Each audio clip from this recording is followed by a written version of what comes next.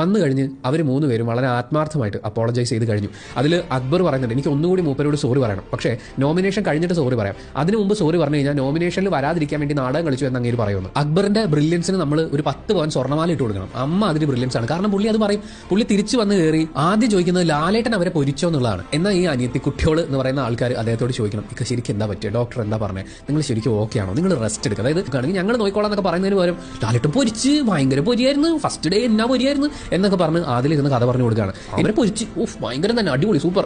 കാലങ്ങളായി കാത്തുവെച്ച ഒരു പ്രതികാരത്തിന്റെ ഒരു നടമാടൽ നമുക്ക് ആദിലയുടെ മുഖത്ത് കാണാൻ പറ്റും. ശരിക്കും അതിലുള്ള അക്ബറും നെവിനും തമ്മിലുള്ള കോൺവെർസേഷൻ കേട്ടപ്പോൾ സത്യം പറഞ്ഞാൽ എനിക്ക് തോന്നി അക്ബറിനെ പോലെ ഒരു ഫ്രണ്ടിനെ നമുക്കൊക്കെ കിട്ടുകയായിരുന്നെങ്കിൽ എന്ത് രസമായിരുന്നു. കാരണം ഒരു മനുഷ്യൻ വളരെയധികം വീക്കായിട്ട് തളർന്നു കിടക്കുകയാണ്. ഞാനിനി എന്ത് ചെയ്യും, എന്താ ഇവിടെ സംഭവിച്ചത് എന്നൊന്നും മനസ്സിലാക്കാൻ പറ്റാതെ നെവിൻ കൺഫ്യൂസ്ഡ് ആയിട്ടിരിക്കുകയാണ്.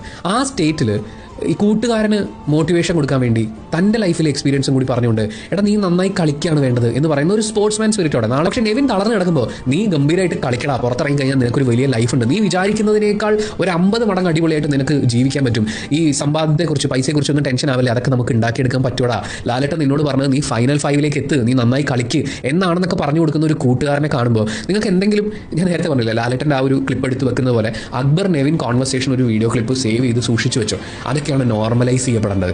സൗഹൃദങ്ങളാണ്. ഒരാൾ തളർന്നു കിടക്കുമ്പോൾ അയാൾക്ക് കൊടുക്കാവുന്ന സ്നേഹവും ഈ പറയുന്ന ഒരു ഇൻസ്പയറിംഗ് മൊമെന്റ്സ് 3-4 വട്ടം ഞാൻ എൻ്റെ വീടിൻ്റെ ജപ്തിയെ നേരിട്ട് എന്നിട്ട് ഞാൻ ഇവിടെ എത്തിയില്ലേ എന്ന് പറഞ്ഞ് കൂട്ടുകാരന് കരുത്ത് കൊടുക്കാനാണ് അക്ബർ നോക്കുന്നത്. വേണമെങ്കിൽ അക്ബറിന് ആ സമയത്ത് ഒരു 3-4 ഡയലോഗ് കൂടി കൊടുത്ത് നെവിനെ വീക്കാക്കായിരുന്നു. അതല്ലെങ്കിൽ ഷാനവാസിനും ആദില നൂറ അനുമോൾമാർക്കെതിരെയുള്ള ഒരു ദേഷ്യം ആളി കത്തിക്കാൻ വേണ്ടിയിട്ടുള്ള മരുന്നിട്ട് കൊടുക്കാമായിരുന്നു. അയാൾ ഇതൊന്നും അല്ല ചെയ്തത്.